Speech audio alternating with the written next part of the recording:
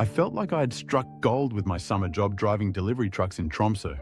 It was a dream come true, being able to navigate massive vehicles through narrow streets and deliver delicious brews and sodas to satisfied customers. But despite the excitement, there was a dark cloud hovering over me. My colleague, a regular truck driver, seemed to despise every fiber of my being. I couldn't understand why he harbored such animosity towards me, but his constant taunting and belittling made me feel small and insecure. I even considered quitting before the end of my contract, just to escape his torment. As I dragged my exhausted self home each day, the crushing weight of misery bore down on me like a boulder. One evening, as I trudged by the local church in a daze, I felt an inexplicable pull towards its open doors. With trembling steps, I stumbled inside and found myself drawn to the front row, where I collapsed onto my knees before the altar image of Jesus. Despite not being a devout Christian, I poured out my heart in desperate prayer, seeking any kind of solace to soothe my shattered spirit. In this holy space, I found fleeting moments of courage to endure the relentless torment from my cruel colleague. Until one morning when even those prayers barely kept me from giving up entirely. One morning while walking through Tromsø on my way to work, a sense of dread consumed me as I approached the workplace. In a moment of desperation, I began imagining myself confessing everything that had been happening to my parents. Their unwavering love and support became so real in my mind that it was as if I could hear their voices telling me not to give up, not to fear, and that I was worthy and valuable. That imaginary conversation fueled me with determination to press on and not let my colleagues' actions break me down any further.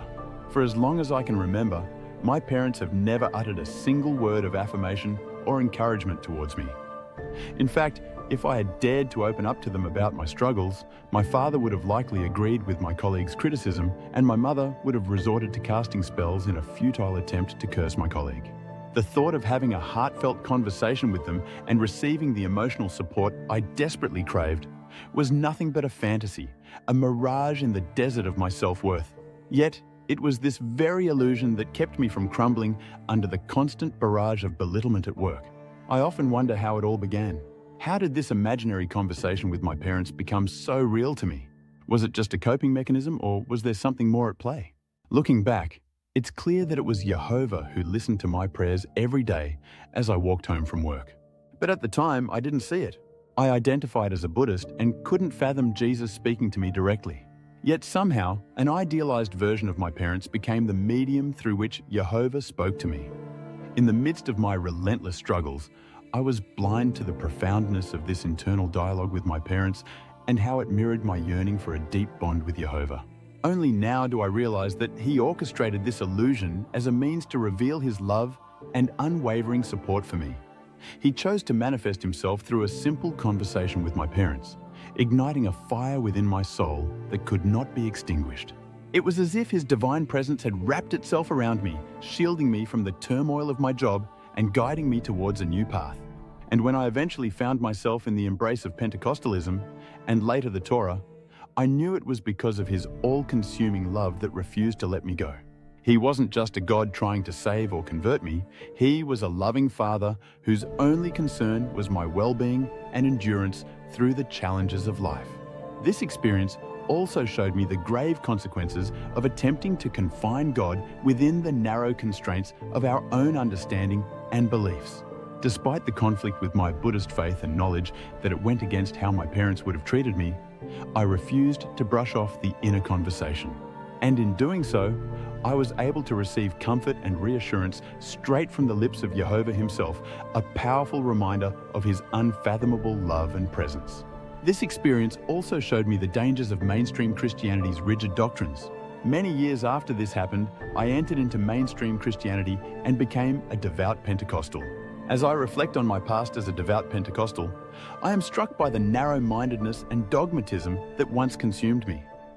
In my ignorance, I would have vehemently opposed the idea of God reaching out to a Buddhist like myself and offering them assistance. My rigid beliefs dictated that only those who had accepted Jesus and adhered to our strict doctrine could be helped by God.